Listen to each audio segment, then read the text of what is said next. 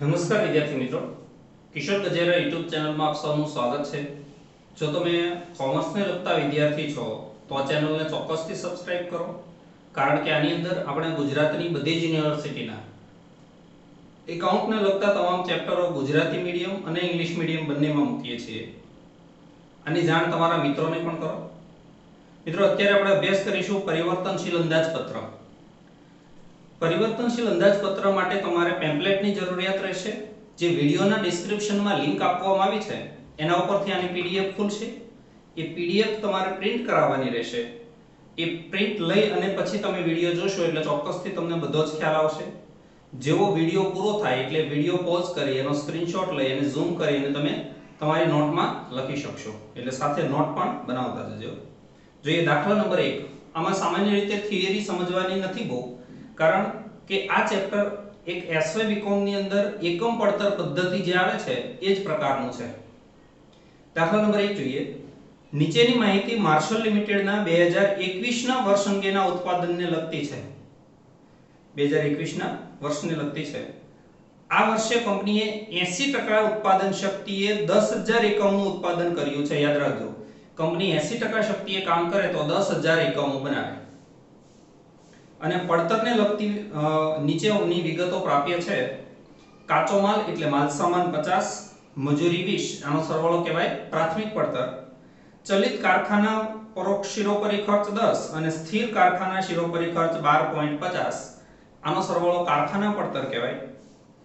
Plus વેચાણ શિરોપરી ખર્ચા plus વહેંચણી શિરોપરી ખર્ચા। આ વેચાણમાં 20% સ્થિર છે અને વહેંચણીમાં 25% સ્થિર છે, બાકીના ચલિત। વહીવટી ખર્ચા 100% સ્થિર। પેલી કારખાના પડતરમાં પહેલા વહીવટી ખર્ચ પ્લસ કરવાના એટલે વહીવટી પડતર મળે। એમાં વેચાણ અને વહેંચણી, વહેંચણી એટલે વિતરણ ખર્ચ કહેવાય, વેચાણ વિતરણ ખર્ચ પ્લસ કરો એટલે કુલ પડતર મળે। ઉપરની માહિતીના આધારે 50%, 60%, 80% અને 100% ઉત્પાદન શક્તિએ પરિવર્તનશીલ અંદાજપત્ર તૈયાર કરો। ચાર પરિસ્થિતિએ તમને માહિતી આપી છે એ 80% ની છે, તમારે તૈયાર કરવાનું છે 50, 60, 80 અને 100 ચાર પરિસ્થિતિએ। અને વેચાણ કિંમત પર 20% નફો, અંડરલાઈન કરજો, વેચાણ કિંમત ઉપર કીધું છે, પડતર ઉપર નહીં। વેચાણ કિંમત પર 20% નફો મેળવવા માટે દરેક સપાટીએ એકમ દીઠ વેચાણ કિંમત શું રાખવી જોઈએ તે દર્શાવો, એટલે વેચાણ કિંમત પણ શોધવાની છે।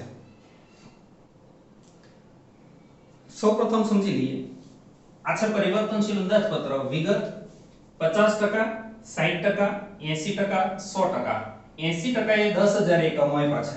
હવે 50% ને શોધવા હોય તો આવું પદ મુકાય કે 80% એ 10000 તો 50% એ કેટલા, એટલે 6250। 60% જોઈતા હોય તો 80% એ 10000 તો 60% એ કેટલા, એટલે 7500 આવશે। પછી 80% એ 10000 તો 100% એ કેટલા, એટલે 12500। આવી રીતે આ એકમો શોધી અને અહીંયા લખવામાં આવેલા છે। તમને જે એકમ દીઠ માહિતી આપી છે એ 80% વાળી છે, એટલે એ 80% માં લખવાની, આગળ અને પાછળ એમાં ગણતરી કરતી જવાની અને લખતી જવાની। જોઈએ આપણે સૌપ્રથમ લખીએ કાચો માલ। કાચો માલ એટલે માલ સામાન। આ માલ સામાન ખર્ચ કોઈ પણ પરિસ્થિતિ હોય એકમ દીઠ સરખો રહેશે। બે નિયમ યાદ રાખજો, ચલિત ખર્ચ એકમ દીઠ સ્થિર રહે અને કુલ બદલે, જ્યારે સ્થિર ખર્ચ કુલ સ્થિર રહે અને એકમ દીઠ બદલાય। કહેવાનો મતલબ કે કાચો માલ એકમ દીઠ 50 છે અહીંયા, તો આમાં પણ એકમ દીઠ 50 જ રહે, આમાં પણ એકમ દીઠ 50 હોય અને આમાં પણ એકમ દીઠ 50 જ હોય। એટલે આ માલ સામાન મજૂરી એ સંપૂર્ણ ચલિત ખર્ચ કહેવાય। તમારે ધારો કે એક પેન બનાવવી છે તો 50 રૂપિયાનો માલ સામાન જોઈએ, બે પેન બનાવવી છે તો બે 50 નો જોશે, 100 પેન બનાવી છે તો 100 વખત 50 રૂપિયાનો માલ સામાન જોશે। એટલે માલ સામાન એ સંપૂર્ણ ચલિત ખર્ચ છે। ઉત્પાદન વધે તો વધે, ઘટે તો ઘટે। ઉત્પાદન અડધું થાય તો માલ સામાન ખર્ચ અડધો થઈ જાય, ઉત્પાદન ડબલ થાય તો માલ સામાન ખર્ચ ડબલ થઈ જાય, એટલે એને ચલિત ખર્ચ કહેવાય। 50 ગુણ્યા 6250 એકમો સાથે ગુણાકાર કરતો જવાનો, 312500 તમારે પણ કેલ્સી સાથે રાખી અને ગણતરી કરતી જવાની. જો તમને કોઈ દાખલામાં ગણતરીમાં ભૂલ લાગે તો મને વિડિયોના કોમેન્ટ બોક્સમાં જણાવી શકશો. આપણી પાસે કોઈ વિદ્યાર્થીના ચોપડાની કોપી છે કે જેની અંદરથી આપણે ગુણાકાર, સરવાળો, બાદબાકી, ભાગાકાર એ રકમો જોઈશું. 50 ગુણ્યા 7500 એટલે ગુણાકાર આવશે 3,75,000. 50 ગુણ્યા 10,000 એટલે 5 લાખ. 50 ગુણ્યા 12,500 એટલે 6,25,000. આવી રીતે. એમાં મજૂરી પ્લસ કરીએ. મજૂરી પણ એકમ દીઠ ચલિત એટલે દરેકમાં 20, એકમ દીઠ 20. 20 ગુણ્યા 6250 એટલે 1,25,000. 20 ગુણ્યા 7500 1,50,000. 20 ગુણ્યા 10,000 એટલે 2 લાખ અને 20 ગુણ્યા 12,500 એટલે 2,50,000. આવી રીતે. હવે આનો સરવાળો એ પ્રાથમિક પડતર કહેવાશે. પ્રાથમિક પડતર 70 4,37,500 70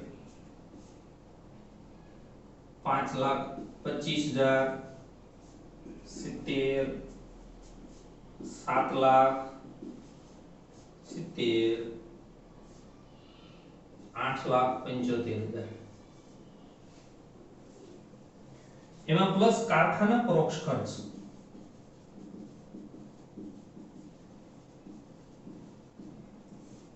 આ ફોર્મેટ તમે યાદ રાખજો. એસવાય બીકોમ ની અંદર જે એકમ પડતર પદ્ધતિમાં આવે છે જનરલી એ જ ફોર્મેટ છે. કારખાના પરોક્ષ ખર્ચ તમને બે પ્રકારના આપ્યા છે, ચલિત અને સ્થિર. ચલિત અને સ્થિર. ચલિત એકમ દીઠ 10 છે તો બધામાં એકમ દીઠ 10 લઈ લેવાનું. હવે અહીંયા બરાબર ધ્યાન આપજો. 10 ગુણ્યા એકમો એટલે 62,500. 10 ગુણ્યા 7500 એટલે 75,000. 10 ગુણ્યા 10,000 એટલે 1 લાખ. 10 ગુણ્યા 12,500 એટલે 1,25,000. હવે બરાબર ધ્યાન આપજો. સ્થિર કારખાના શિરોપરી ખર્ચ 12.50 એકમ દીઠ છે તો એ 80% એ લેવાનો. 12.50 કારણ કે આ બજેટ તમને 80% નું આપ્યું છે. 80% એ 12.50 ગુણ્યા 10,000 એકમો એટલે 1,25,000 અહીંયા આવે.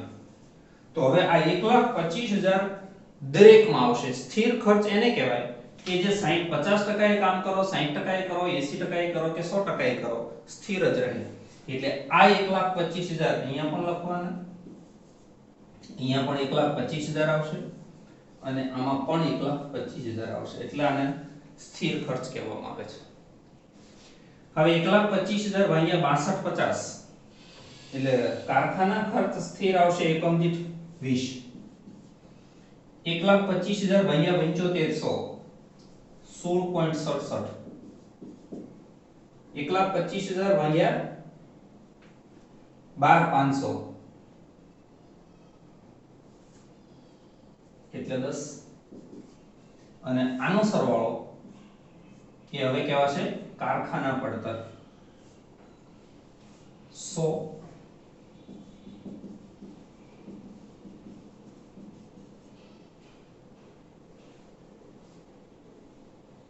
6,25,000 96.67 7,25,000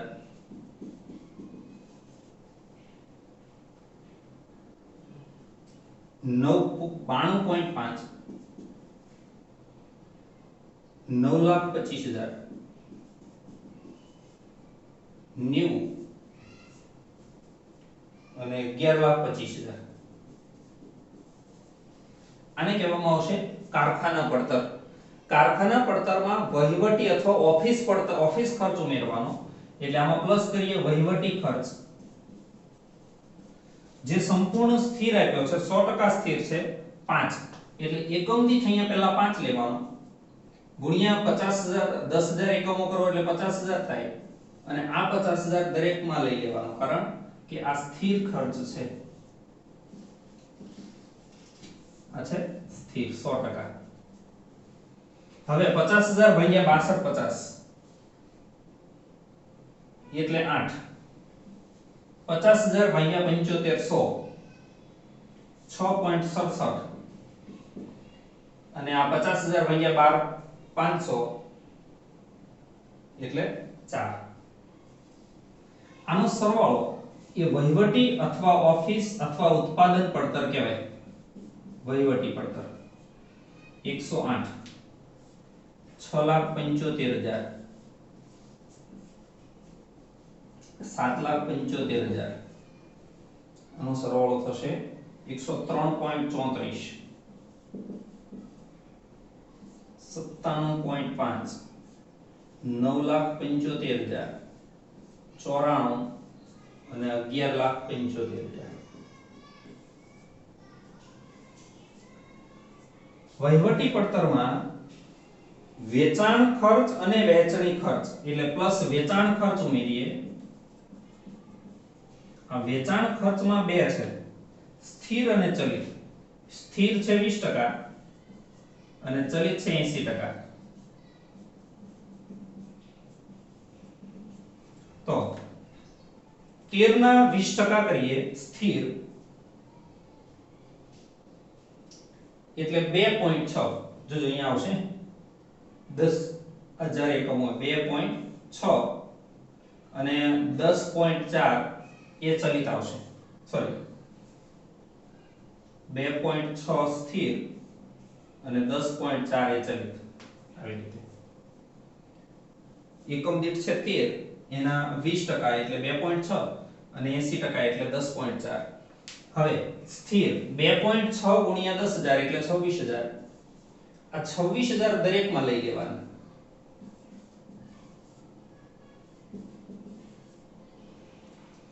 દરેકમાં કુલ 26,000 અને આ 10.4 જે એકમ દીઠ ચલિત છે એ 10.4 દરેકમાં લઈ લેવાના. 10.4 અહીંયા પણ 10.4 આવી રીતના. તો 26,000 ભાગ્યા 6250 4.16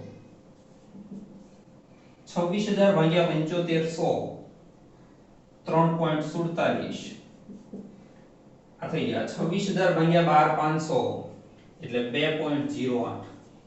હવે 10.4 ગુણ્યા 6250 65,000 10.4 ગુણ્યા 75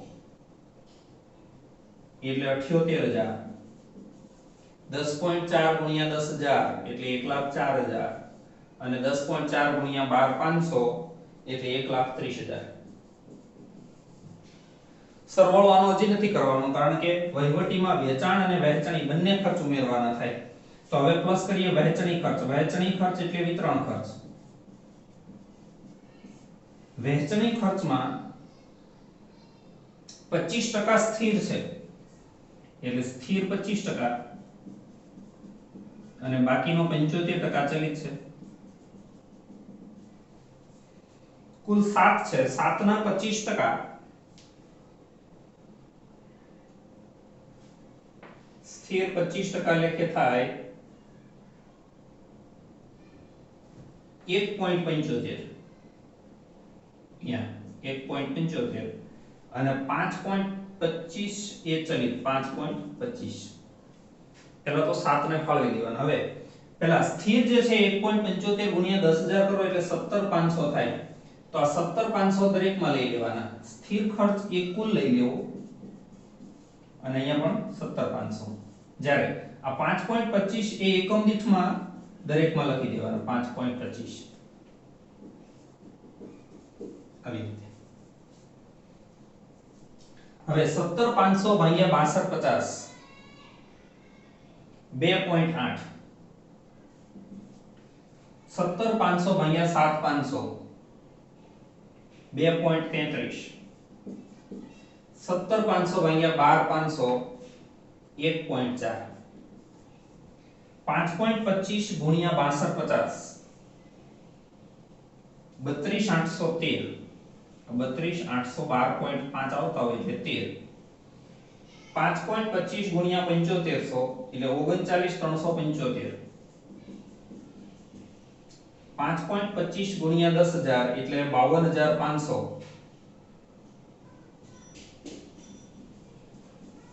અને 5.25 ગુણ્યા 12,500 એટલે 65,625 અને હવે આનો સરવાળો એ છેલ્લામાં છેલ્લી જે પડતર આવે એને કુલ પડતર કહેવાય. આને કહેવાશે કુલ પડતર.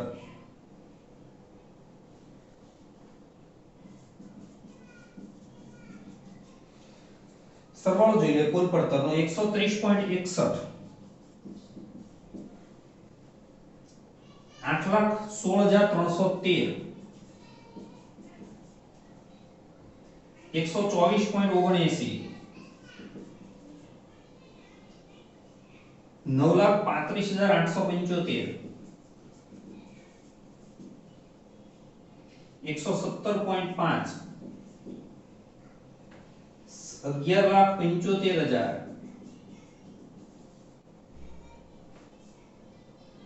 113.13 અને 14,14,125 14,125 આ થઈ કુલ પડતર. એમાં પ્લસ નફો ઉમેરો એટલે વેચાણ મળી જાય. વેચાણ માટે તમને એવું કહેવામાં આવ્યું છે કે વેચાણ કિંમત પર 20% નફો મળે તે રીતે. તમારી પાસે આ વેચાણ કિંમત નથી પણ એના ઉપર ટકા આપ્યા હોય ત્યારે શું કરવાનું કે ધારો કે વેચાણ 100 હોય, વેચાણ ધારી લેવાનું. ધારો કે વેચાણ 100 હોય તો માઈનસ નફો થાય 20 એટલે 80 એ પડતર હોય. તો આ જે પડતર છે એ બધી 80% લેખે છે. એમાં 20% લેખે નફો ઉમેરો એટલે 100% લેખે વેચાણ મળે. આવી રીતે હવે દરેક માં પદ આવું મૂકતું જવાનું. 80 એ 130 તો 20 એ કેટલા? 80 એ 130.61 તો 20 એ કેટલા? 80 એ 8,16,313 તો 20 એ કેટલા? 80 એ 124.79 તો 20 એ કેટલા? દરેક માં ઉપદ મૂકશો એટલે દરેકનો નફો મળશે. તો નફો આવશે 32.65 2,04,078 31.20 2,33,969 969 29.38 2,93,750 28.28 અને 3,53,531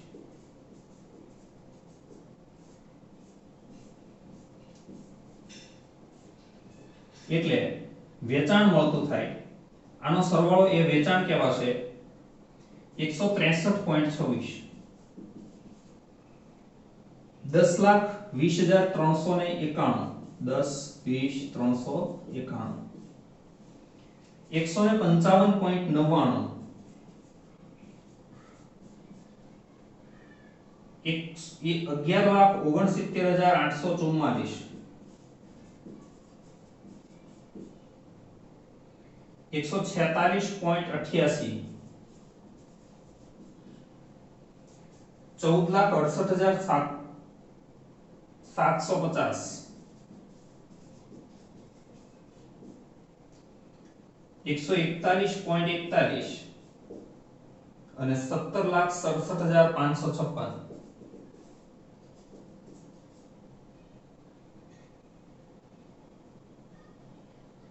656. જો મિત્રો તમને અક્ષર નાના લાગે તો છેલ્લે વિડિયો પૂરો થાય એટલે વિડિયો પોઝ કરી એનો સ્ક્રીનશોટ લઈ અને ઝૂમ કરી અને તમે આરામથી લખી શકશો. અથવા તો વિડિયો આખો જોઈ તમે જે સમજ્યા છો એ પ્રમાણે લખવાનો પ્રયત્ન કરો. જ્યાં ભૂલ પડે ત્યાં વિડિયો જોઈ શકો છો. આ દાખલો વારંવાર અથવા તો બરાબર ધ્યાનથી જોજો. આના જેવા જ બધા જ દાખલા છે. હવે બધા દાખલામાં કોઈ ફરક પડશે નહીં, માત્ર આંકડા બદલશે, ટકાવારી બદલશે અને એકમો બદલશે. Thank you very much friends.